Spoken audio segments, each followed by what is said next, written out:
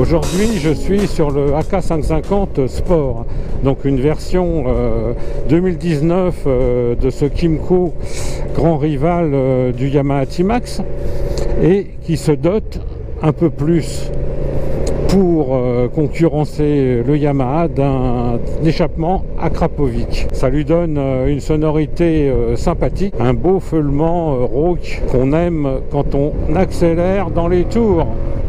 Voilà. Bon, je vais pas aller trop vite parce qu'on est encore en ville, donc on va se calmer. Il n'y a que ça sur ce véhicule. On aurait aimé peut-être un peu plus, ce que nous avait promis une version AK anniversaire, mais que nous n'avons pas eu droit en France.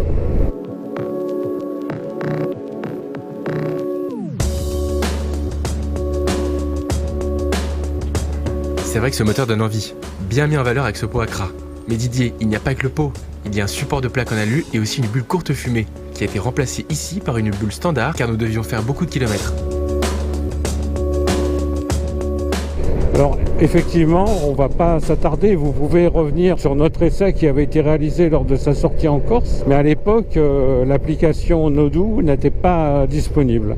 On a le petit reproche moi que j'ai trouvé, c'est que la béquille ne comporte pas de sécurité coupure moteur, donc attention, il ne faut pas l'oublier. Et puis un coffre qui contient un casque intégral. Nous aurions aimé 2 casques, mais Kymco nous a permis d'en loger un modulable à l'envers et pas mal d'autres affaires, combinaisons plugants, un ordinateur portable, donc ça reste très correct. Oui, mais c'est aussi le premier scooter connecté.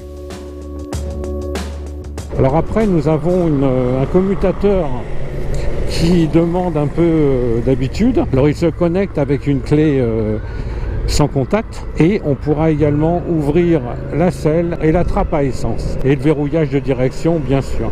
Il y a des feux LED de couleur bleu et rouge pour indiquer qu'on est verrouillé ou pas, ou qu'on le libère. Voilà, sans ça la manette est totalement libre. Donc au guidon nous avons 2 positions, une position manuelle et une position Nodou. Cette position, déjà nous pouvons afficher la température, la consommation moyenne, la consommation instantanée, la pression des pneus et les trips journaliers, 2 trips, la révision et le changement de courroie et le kilométrage total. À gauche on a également le voyant qui indique que l'on peut mettre les poignées chauffantes, ce que je suis en train de mettre, avec 3 niveaux de puissance, appel de phare et un frein de parking. Bon voilà, donc on a quelque chose de très complet, coupe contact, warning. Une fois qu'on a chargé l'application, chargé le GPS, alors ça existe pour iOS et Android. Après on peut se connecter, on peut choisir ses fonds d'écran. Donc là j'ai mis le GPS. On peut recevoir, voilà, on a un fond d'écran là standard. Après, on a la recherche des stations, par exemple, avec un radar. On a une autre forme d'instrumentation où on a au centre la vitesse et le contour. On a un indicateur de la météo et on peut changer ses fonds d'écran, ces choses comme ça. Alors on peut effectivement également recevoir ces textos, les faire défiler, recevoir les appels téléphoniques, ça vous les signale, ça ne les prend pas. Il faut avoir un autre commutateur, enfin intercom relié à son casque avec des écouteurs. Bon, je vois que tu t'amuses bien avec les fonctions du tableau de bord, mais ton GPS va-t-il t'emmener à bon port? Alors c'est un engin qui a une bonne fonctionnalité urbaine, hein. Il est un peu lourd à l'arrêt, mais très bien équilibré, donc on peut faire les demi-tours très facilement. On n'est pas embarqué par le poids, il reste très, très neutre.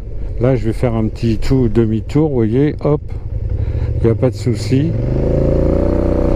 Alors à signaler que ce scooter n'a pas d'anti-patinage. Il est assez bien chaussé en pneumatique Metzeler Feel Free, qui a une bonne adhérence à la fois sur le sec et un bon compromis sur le mouillé. J'ai fait quelques 200 km sur route très mauvaise, hein, et autoroute largement arrosée, et bon, c'est mieux qu'une moto, mais c'est pas extraordinaire non plus. En ville, il marque quand même de bons atouts. À bientôt, je vous remercie de votre attention.